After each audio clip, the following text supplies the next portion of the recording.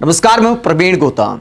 दोस्तों, वीडियो में इस बात का विश्लेषण करेंगे कि मुख्य चुनाव आयुक्त ज्ञानेश कुमार के साथ टीएमसी नेताओं की मीटिंग में क्या बातचीत हुई।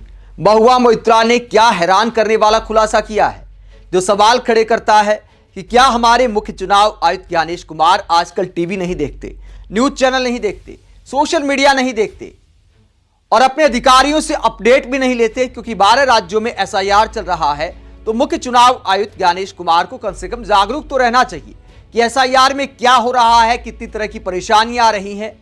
लेकिन महुआ मोइत्रा ने जो खुलासा किया है वो इस बात को दिखाता है कि शायद ज्ञानेश कुमार दीन दुनिया से बेखबर हैं। ऐसा अंदेशा होता है क्योंकि महुआ मोइत्रा ने गंभीर आरोप लगाए हैं कि एसआईआर में जो कुछ हो रहा है, ज्ञानेश कुमार ने कहा कि मुझे नहीं पता। क्या जानकारी सामने रखी महुआ मोइत्रा ने? टीएमसी सांसदों ने 4 सांसदों के एक प्रतिनिधिमंडल ने चुनाव आयोग से मुलाकात की और उस मुलाकात में टीएमसी से क्या बातचीत हुई है, टीएमसी ने इसे लेकर सोशल मीडिया पर जानकारी दी। महुआ मोइत्रा ने क्या कहा, आगे आपको दिखाएंगे। पहले डेरेक ओब्रायन ने क्या कहा, टीएमसी ने पोस्ट किया उनका बयान और क्या बातचीत हुई है आपको बता देते हैं। टीएमसी का चुनाव आयोग पर बड़ा आरोप है। बातचीत में क्या कहा टीएमसी ने कहा कि हमारे प्रतिनिधिमंडल ने एक बार फिर चुनाव आयोग के सामने ये बात बिल्कुल स्पष्ट कर दी। एसआईआर को जिस जल्दबाजी में लागू किया जा रहा है वो सिर्फ अव्यावहारिक नहीं है, बल्कि खतरनाक, लापरवाह और बेहद अन्यायपूर्ण है। माननीय मुख्यमंत्री ममता बनर्जी और श्री अभिषेक बनर्जी बार बार चेतावनी देते रहे कि एसआईआर को सिर्फ 2 महीने में पूरा करना असंभव है।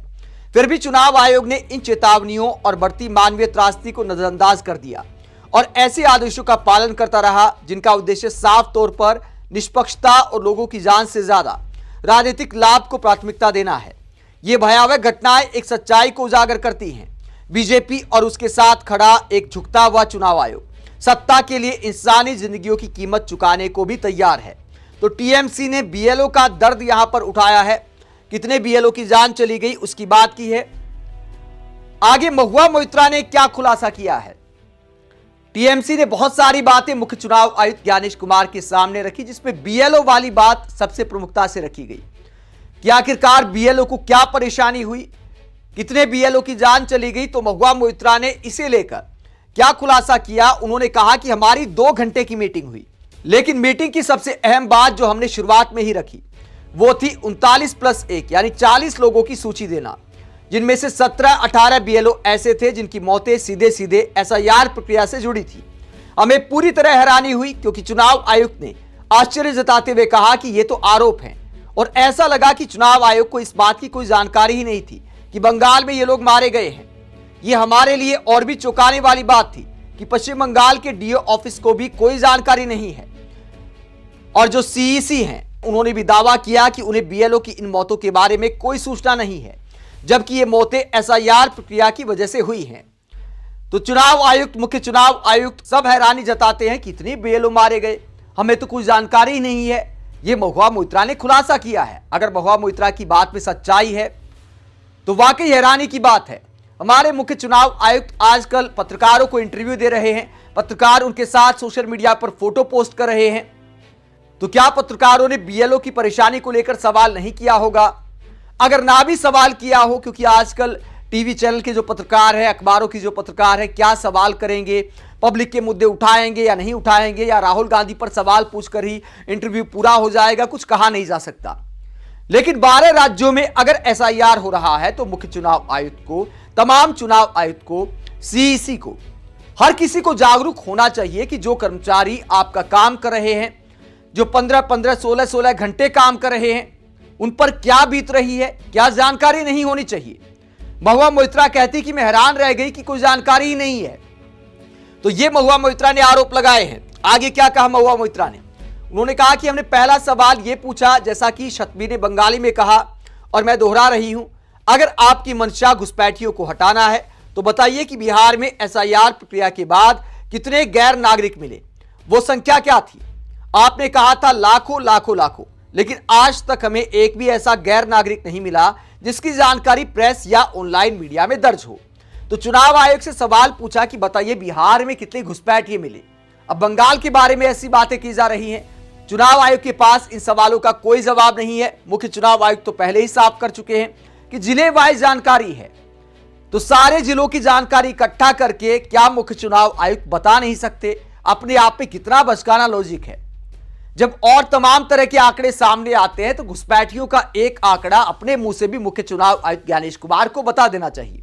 विपक्षी नेता यह भी सवाल उठा रहे हैं कि मुख्य चुनाव आयुक्त घुसपैठ का आंकड़ा क्या इसलिए नहीं बताते ताकि बीजेपी को नुकसान ना हो। संख्या अगर सामने आ गई तो जितना बढ़ा चढ़ाकर दिखाया जाता है, पहले झारखंड में मुद्दे को उठाया, फिर बिहार में भुनाया, अब बंगाल में भी इसी मुद्दे पर चुनाव लड़ने की तैयारी है। क्योंकि एसआईआर को लेकर फेक वीडियो भी शेयर किए जा रहे हैं कि देखिए बांग्लादेश की सीमा पर एकदम से जन सैलाब उमड़ पड़ा है, ममता बनर्जी के समर्थक भाग रहे हैं, इस तरह की अफवाहें फैलाई जा रही हैं, फेक खबरें फैलाई जा रही हैं। अगर एसआईआर हो भी रहा है तो एसआईआर में तो फॉर्म भराए जाते हैं, कोई भगाता थोड़े है। क्या लोगों को पकड़ा जा रहा है एसआईआर में? मतलब इतना दुष्प्रचार किया जा रहा है। ऐसे में अगर एसआईआर के माध्यम से घुसपैठियों की संख्या बता दी जाती है, अगर बिहार में बता दी जाती कितने घुसपैठिए पकड़े गए, अगर संख्या बहुत कम होती तो बीजेपी की सारी राजनीति एक्सपोज हो जाती कि मुद्दा उतना बड़ा है ही नहीं जितना बड़ा बनाया जा रहा है। तो क्या चुनाव आयोग इसलिए नहीं बता रहा, ये विपक्षी नेता आरोप लगा रहे हैं। अब बंगाल में भी घुसपैठ के मुद्दे पर ही चुनाव होना है, ये तय नजर आ रहा है। तो क्या इसलिए मुख्य चुनाव आयुक्त घुसपैठ का आंकड़ा नहीं बता रहे? ये टीएमसी ने सवाल पूछा है कि आपको बिहार में आंकड़ा बताना चाहिए, उसके बाद बंगाल में अगर एसआईआर हो रहा है तो आपको उसके बाद ये आंकड़ा देश को बताना होगा कि कितने घुसपैठिए पकड़े गए। आगे महुआ मोइत्रा क्या कहती हैं? उसी तरह बंगाल में अगर घुसपैठ मुद्दा है तो त्रिपुरा और मेघालय भी बांग्लादेश से सीमा साझा करते हैं। अगर रोहिंग्या घुसपैठ की बात है तो कई अन्य राज्य म्यांमार से सीमा साझा करते हैं। फिर एसआईआर वहां क्यों नहीं हो रहा? तो टीएमसी सांसदों ने मुख्य चुनाव आयुक्त से सवाल पूछा कि अगर घुसपैठ मुद्दा है तो बाकी राज्यों में एसआईआर क्यों नहीं हो रहा जो म्यांमार के साथ या बांग्लादेश के साथ सीमा साझा करते हैं। आगे क्या पूछा गया? आगे टीएमसी ने कहा कि असम में सिर्फ स्पेशल रिवीजन हो रहा है, स्पेशल इंटेंसिव रिवीजन नहीं हो रहा, क्योंकि बिहार सिर्फ ट्रायल था, बंगाल असली तस्वीर है। यह महुआ मोइत्रा ने आरोप लगाया कि बंगाल बीजेपी के टारगेट पर है, इसलिए बंगाल में एसआईआर हो रहा है, वरना असम में क्यों नहीं हो रहा? वहां पर भी तो चुनाव होने हैं। तो यह सवाल उठाया है टीएमसी ने। और इसके बाद टीएमसी क्या कहती है? मुख्य चुनाव आयुक्त को कहा कि आप बार बार कहते हैं कि आप मतदाता सूची को साफ कर रहे हैं, और चुनाव आयोग खुद कहता है कि पहले की मतदाता सूचियां भरोसेमंद नहीं थी।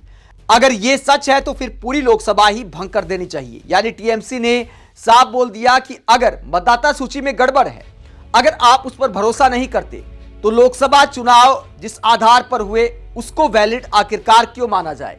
फिर लोकसभा को ही भंग कर देना चाहिए। विपक्षी नेताओं की मांग है, कई नेता ये बयान पहले भी दे चुके हैं। तो एक के बाद एक कई सवाल टीएमसी नेताओं ने पूछे, लेकिन क्या कोई जवाब आएगा? क्या मुख्य चुनाव आयुक्त बीएलओस की परेशानी को समझेंगे? और जिस परेशानी में काम हो रहा है, क्या मतदाता सूची पूरी तरह शुद्ध हो पाएगी? ये तमाम सवाल विपक्षी नेता उठा रहे हैं। केरल से लेकर तमिलनाडु से लेकर बंगाल से लेकर बीजेपी शासित राज्य, चाहे मध्य प्रदेश हो, राजस्थान हो, उत्तर प्रदेश हो, तमाम जगह परेशानी सामने आ रही है। आप इस पूरे मसले को लेकर क्या सोचते हैं? टीएमसी ने जो सवाल पूछे हैं मुख्य चुनाव आयुक्त से, क्या उनका कोई जवाब सामने आएगा या मीटिंग की औपचारिकताएं पूरी हो गई हैं? विपक्ष वाले इसके बाद भी लगातार अपना विरोध दर्ज कराते रहेंगे और मामला यूं ही चलता रहेगा। कमेंट करके जरूर बताएं, साथ ही चैनल को सब्सक्राइब भी करें। नमस्कार।